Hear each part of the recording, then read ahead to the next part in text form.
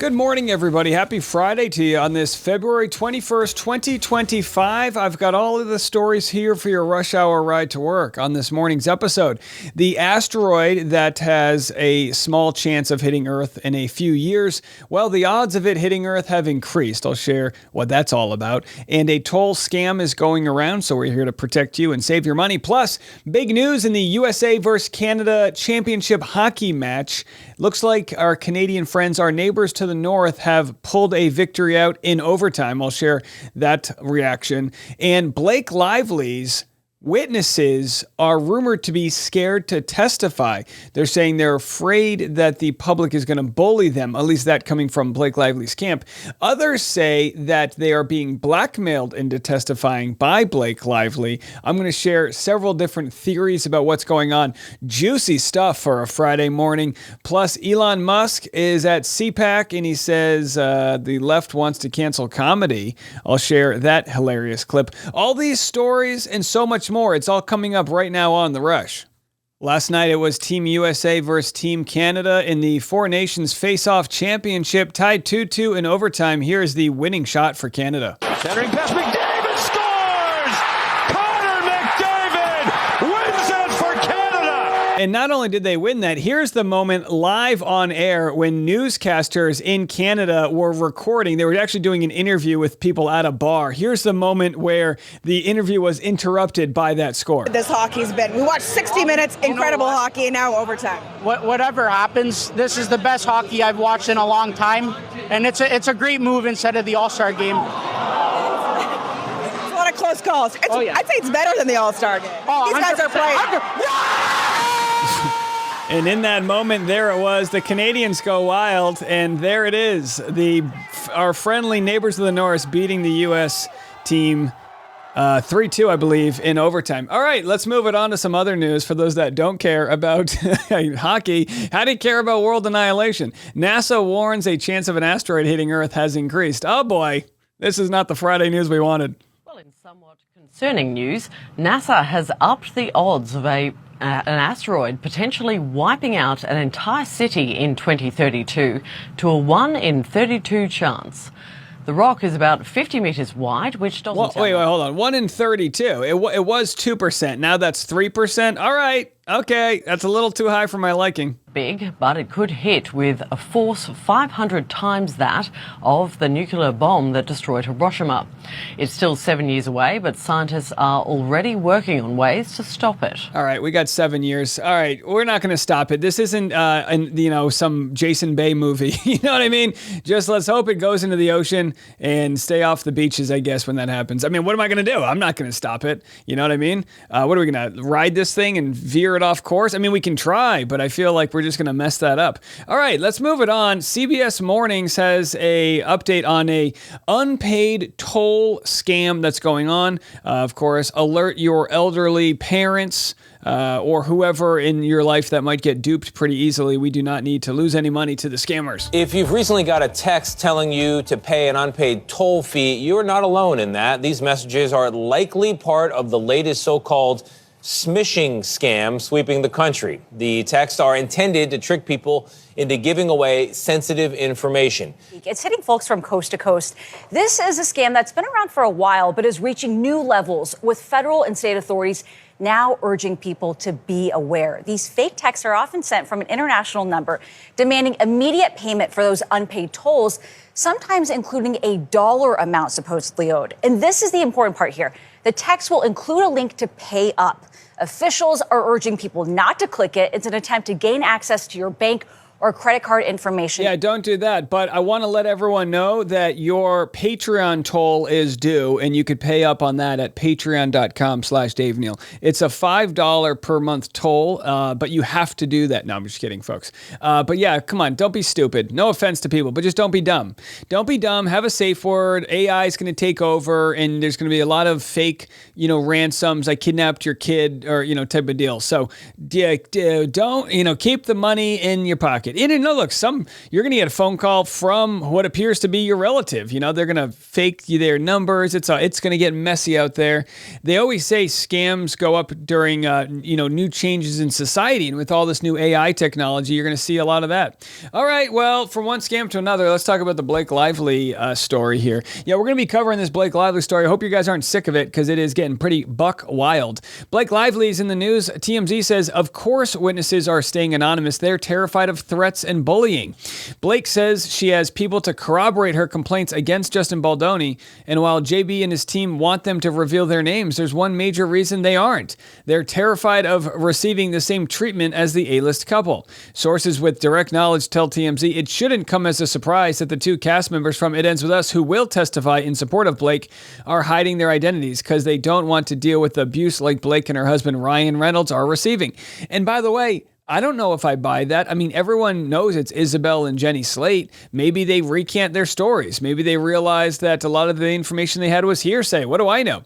Our sources say that Steve Sarowitz, a partner in Wayfair Studios, allegedly compared his retaliatory plan to Israel's campaign against Hamas, plus his willingness to empty coffers to take them down would rattle anyone, especially those just getting started in the industry. Again, that story also is just hearsay at this point, although my next video today will discuss Steve Sarowitz, the billionaire backer of Justin Baldoni, who threatened to dunk on Blake Lively if she, came after Justin Baldoni. We'll break that down. That's deserving of its own story. It's kind of complicated. So either way, they get into this story and they say, well, this is why they didn't reveal their names, because Baldoni's lawyer, Brian Friedman, blasted the whole complaint as hearsay from people who were clearly no longer willing to come forward or publicly support her claims. And that's really what it comes down to, is why aren't people supporting Blake Lively?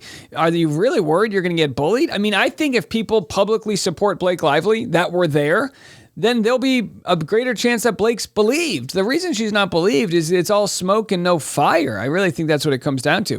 Baldoni's camp told TMZ Miss Lively, Mr. Reynolds, and their paid representatives initiated this campaign, which has severely impacted many private individuals' livelihoods and families. Since they've yet to show any evidence and continue to blame mothers for the online vitriol resulting from their own actions, they are now speaking on behalf of alleged third parties who have not come forward themselves. Yeah, that's what it comes down to. Who is going to come forward? Here is News Nation discussing the lawsuit. Let's listen to what they have to say. Hearing when it comes to Lively finding work in the future. Yeah, well, I'm hearing not a lot of people want to work with her right now. Yeah. So there's a couple problems. Okay. Number one, people don't really like litigious people. She begged for the role. She gets the role. Then she manipulated it so that she would get a producer credit. She went over budget. Just on clothing alone, she spent $450,000 more than was allotted because she insisted that a broke florist wore $800 Louboutins. She also held up filming for a couple days. Then we heard about that producer who was in the room when Ryan Reynolds apparently went off on Justin Baldoni. Now, I'm hearing that was Oscar-nominated Todd Black. Todd Black saw the situation and he said, yeah, I'm out. This is too messy. We're done. And then Sony had to go and beg him and hire him back for 3 times his original salary. So the film, while it did make a lot of money, went way over budget, and they're pointing fingers just at Blake and That's crazy. So Todd Black was the person hired by Blake Lively as their Sony representative. The fact that he didn't want to be there, if he's the person who told Justin Baldoni, I've never seen this happen in my 30 years in entertainment, that would be wild that someone could possibly testify on behalf of Baldoni. Interesting stuff. All right, coming up next, we've got Candace Owens and her take on Isabel Ferrer. Am I pronouncing that right? And Jenny Slate, and why they haven't spoken up publicly. That next. Well, it's getting juicy out here. Candace Owens talks Blake Lively love bombing Isabel Ferreira. Have a listen to this. Am I pronouncing that right? Ferrer? Here it is. How did she love bomb her to the point that she's now using her? And Isabella Ferreira, let me tell you, you better lawyer up quickly because you got, okay? She didn't love you like a little sister. She was going after a movie. And then I found this clip circulating on the internet of Isabella Ferreira at the London premiere of It Ends With Us being asked about her relationship with Blake Lively. Take a listen. What was it like working with Blake? Is she given you any kind of advice? I love her. She's the best. She's given me so much advice. She has been so generous to me. She has given me clothes. She's fed me. She's let me sleep over. I mean, she's just been like a big sister that I never had. I'm an only child, so I'm like, this is so nice. Love bomb. Okay. Love bomb. Now, one of the things that I try to make very clear to you guys is that age matters, right? And so some things that you might look back on, or like at the time of the moment, you think this is not weird. I guess let me give you a good example of that. You know, like when you're in high school, for those of us who drank underage and shouldn't have when you were in high school, and like there's the one person's house that you can go to, and the mom is like providing cocktails, like Mean Girls, you know what I mean? That the mom that will actually go out and get drinks. And when you're younger, like, this is so cool. Like, she's such a cool mom.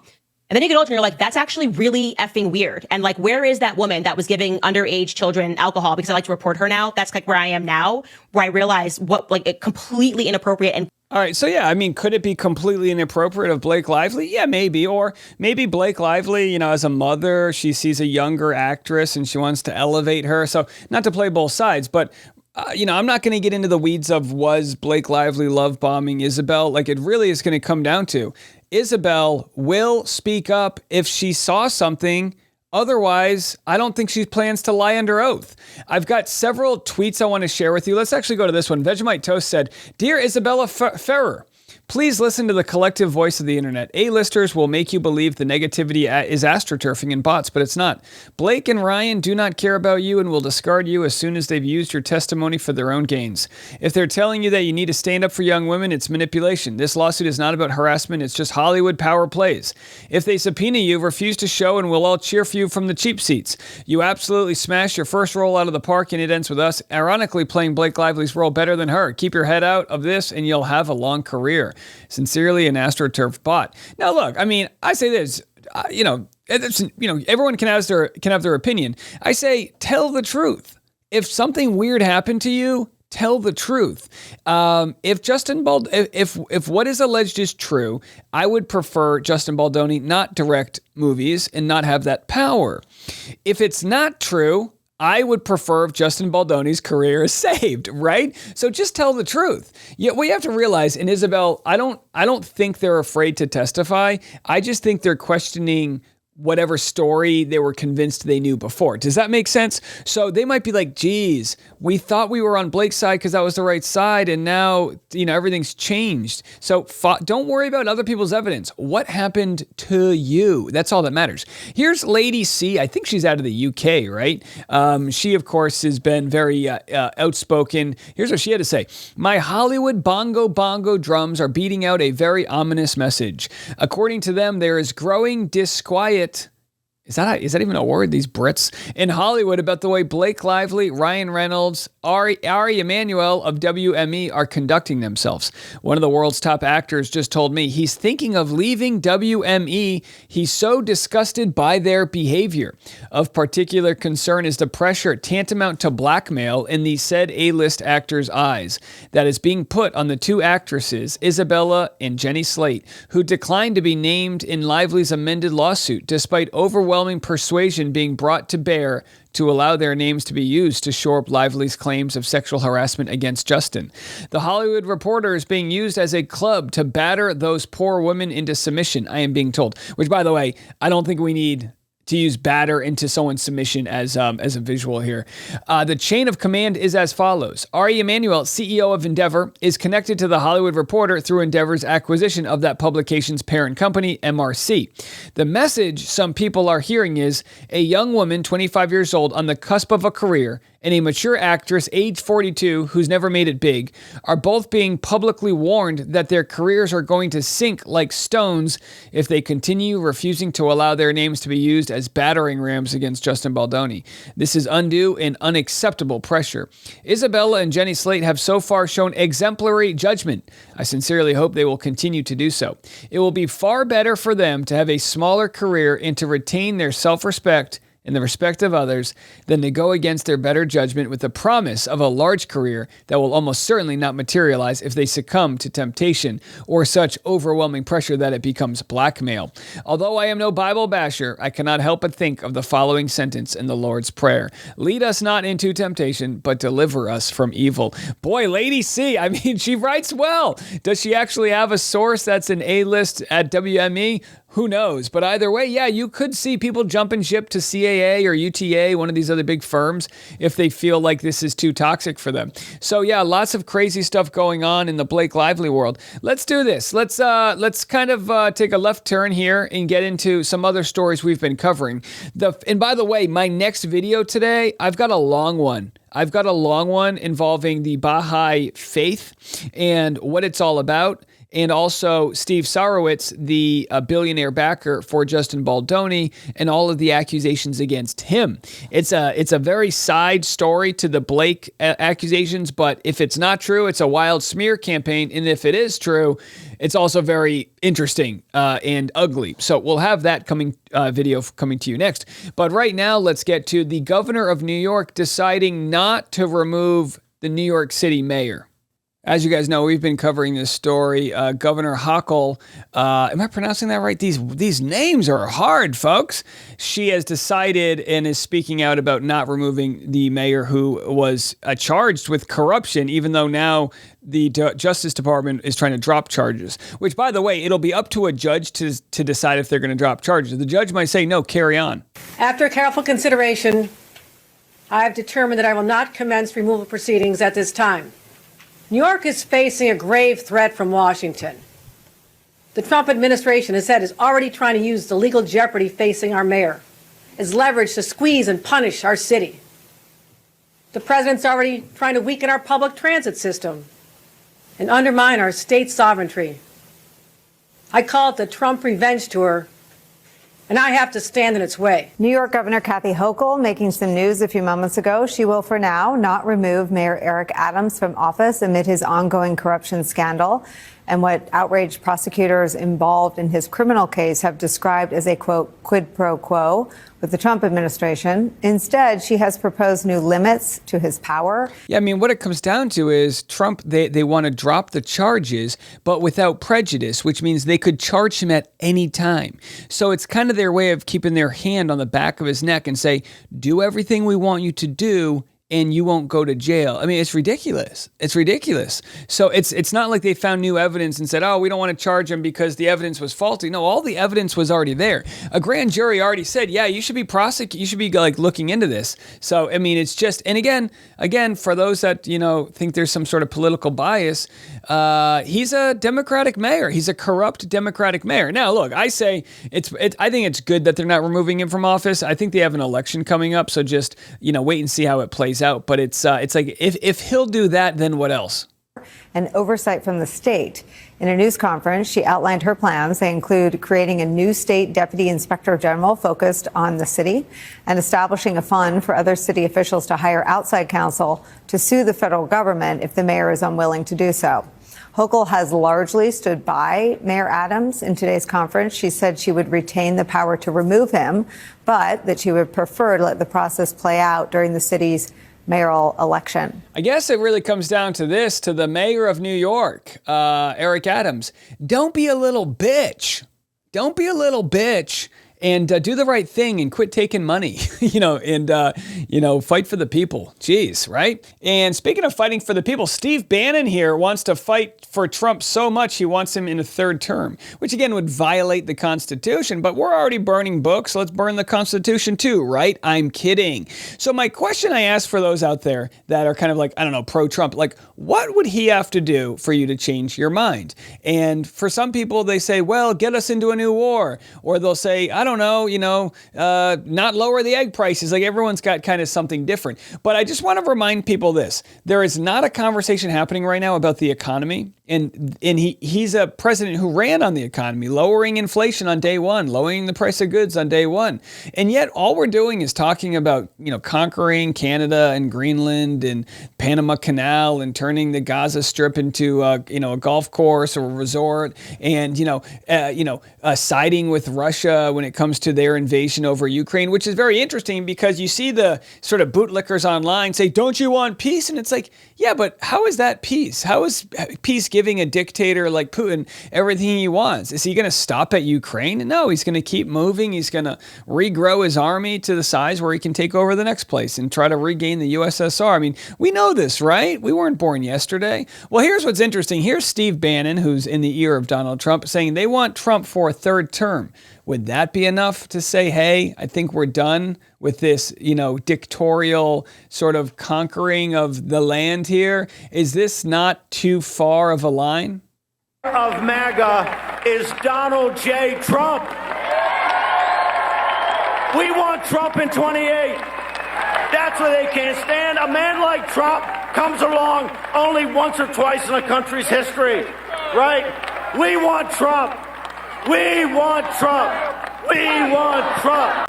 We want Trump. We want Trump. Future of MAGA. Pretty crazy, right? I mean, and it's kind of crazy stuff. Now, there'll be a segment of MAGA that's gonna be okay with that. But then I still have faith that there's a group of people out there that are constitutionalists, that have pride in the Second Amendment, that have pride in the First Amendment, that have pride in the 22nd Amendment. The things that bring us together, the things that we rely on to make it so that you can have freedom of press, that you can say what you're thinking and not live under some law where you'll get prosecuted for having the wrong opinion. You want to live in that world. Well, the Constitution also says you can't run for a third term.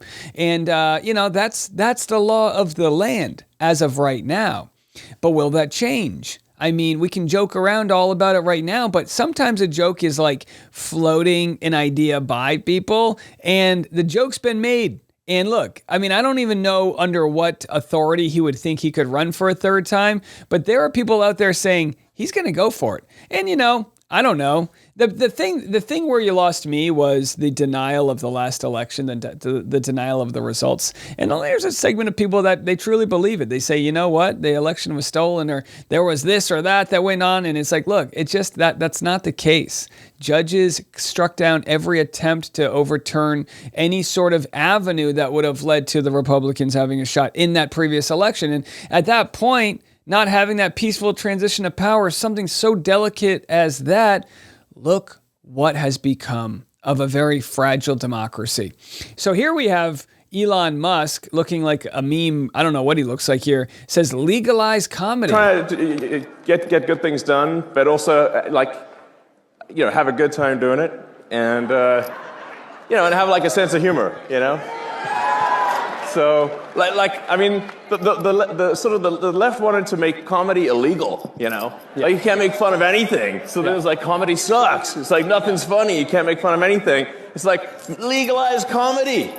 Yeah. Trying to... Okay, I want whatever he's on. Now, look, I mean, sure, legalize yeah, I believe in the First Amendment, absolutely. White House posts video of immigrants in shackles and calls deportation footage ASMR. Is that the type of comedy you want to legalize? I don't know, folks. Listen, I do stand-up comedy. I actually have a show this Sunday in Nashville. Look at my Instagram if you want to come. It's going to be a fun one. I'm actually performing at a Democratic fundraiser on Saturday. How crazy is that? I'll let you know how it goes. I'll be hard on the Democrats. Don't you worry about it. I'll be hard on them. But, look, hey, yeah, comedy's not easy, and it's a tight needle to thread. And look, not everyone needs to love my opinion. I have people all the time that say, Dave, we vote for different things, but I still like your channel. And my question to you is this what you voted for? Is this what you voted for? Trying to get rid of birthright citizenship, trying to, float the idea of a third term, the sort of, destruction of the unions from within, all of the gutting of like good programs that help out a lot of federal workers, most of the DEI programs that go to help veterans, and the suicide hotlines are being shut down. Like, is this really the hill we all wanted to die on? And again, for anyone who questions my intentions and my motivations, just remember, I don't have to talk about this shit. I don't have to do this. I can go talk about, this stupid entertainment news all day long. But this is a moment we're in, folks. This is a moment. The 5-alarm fire, as they have mentioned, is approaching the doorsteps. And which of us will speak out against it? That's the question. All right. Well, we got a lot of content today. I got a video coming up next you're going to enjoy in the Blake Lively, Justin Baldoni world. And then I'll be back this afternoon to wrap it all up. As always, I'm Dave Neal. This is The Rush.